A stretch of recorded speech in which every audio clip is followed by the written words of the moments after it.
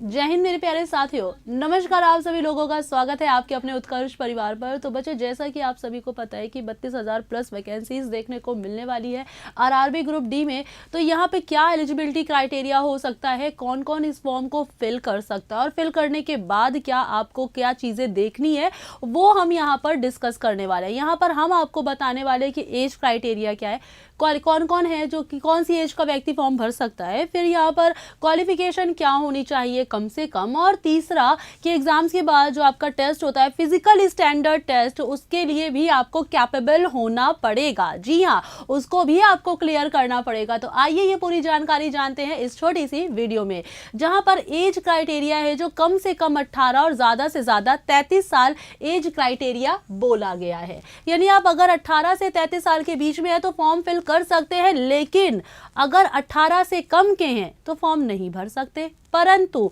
33 से ज्यादा के हैं तो भी फॉर्म भर सकते हैं। कैसे? यहां पर कुछ कैटेगरी वाइज आपको देखने को मिलेगा एज क्राइटेरिया। कैटेगरी वाइज, जैसे अगर आप ओबीसी नॉन क्रीमी लेयर के अंतर्गत आते हैं तो आपको 3 साल की छूट देखने को मिलेगी।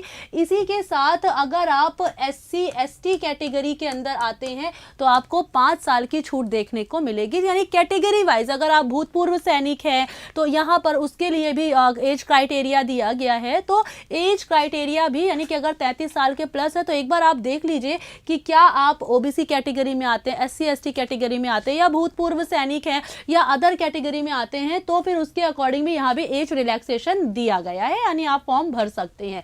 उसी के साथ क्वालिफिकेशन जो मांगी गई है तो वो ज्यादा बड़ी क्वालिफिकेशन नहीं है, कम से कम 10th पास होना चाहिए, तब आप इस फॉर्म को डेफिनेटली फिल कर सकते हो।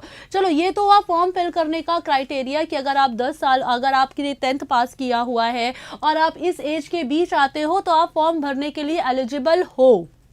ठीक, काफी समय से इंतजार कर रहे हैं और इतनी एक वैकेंसी का वेट हम सभी लोग कर रहे होते हैं। तो इसके बाद का क्या है, इसके बाद एग्जाम वगैरह के बाद भी क्या हम लोगों को कुछ देखना होगा, क्योंकि एग्जाम्स तो हम सभी ही दे लेंगे, तो और क्या चीजें इसमें देखना है तो क्या है, आइए जान लेते हैं। बच्चा, यहाँ पे फिजिकल स्टैंडर्ड टेस्ट जो कि मेल और फीमेल दोनों के लिए अलग अलग होगा। जैसे अगर आप मेल कैटेगरी में है तो 35 किलो का वेट आपको उठाने को दिया जाएगा 100 मीटर्स तक 2 मिनट में, लेकिन बिना इसको नीचे रखे, यानी कि आपको 35 किलो का वेट लेके चलना होगा 2 मिनट तक, कहां 100 मीटर तक 2 मिनट में, लेकिन इसे नीचे नहीं रखना होगा बीच में एक बार भी। और सेम फीमेल के लिए है, बस थोड़ा सा चेंज है कि फीमेल को 20 किलो का वेट उठाना है 100 मीटर तक 2 मिनट में। ये मेल और फीमेल का क्राइटेरिया है। ये तब, यानी कि ये इसलिए बता रहे कि भैया इसके लिए शुरू कर दीजिए। अगर आप सोच रहे हो और आरबी ग्रुप डी फॉर्म भरने के लिए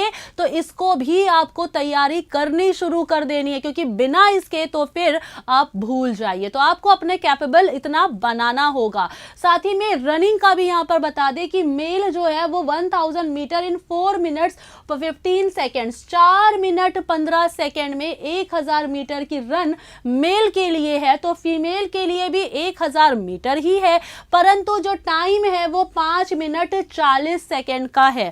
और इसी के साथ यहां पे आई विजन का भी उल्लेख किया गया, यानी आंखों का विजन 6/6 होना चाहिए। कलर विजन की बात की है कि वो भी क्लियर होना चाहिए। दूर दृष्टि दोष और निकट दृष्टि दोष के बारे में भी उल्लेख किया गया है। तो कुल मिलाकर के आपकी आंखें स्वस्थ होनी चाहिए। अगर आपकी आंखें पूर्णतया स्वस्थ है तो आप इस फॉर्म को जरूर फुल कीजिए। अगर आंखों में थोड़ा सा ऊंच नीच है, थोड़ा बहुत, यानी चश्मा विद ग्लासेस विदाउट ग्लासेस यहाँ पर इंफॉर्मेशन फुल प्रोवाइड की गई है, तो आप एक बार उसको भी जरूर देख लीजिएगा अगर आंखों में थोड़ी सी भी प्रॉब्लम है। निकट दृष्टि दोष का भी यहां पर इंफॉर्मेशन प्रोवाइड की गई। तो ये तो मोटा मोटा इंफॉर्मेशन था जो आप सभी एस्पिरेंट्स के लिए हमने यहां पर आपको बताया। और भी इस तरह की कई सारी इंफॉर्मेशन हम आपको डेफिनेटली बताएंगे, लेकिन उसके लिए आपको हमारे वीडियो को शेयर करना होगा और सब्सक्राइब भी कर लीजिएगा। Thank you very much.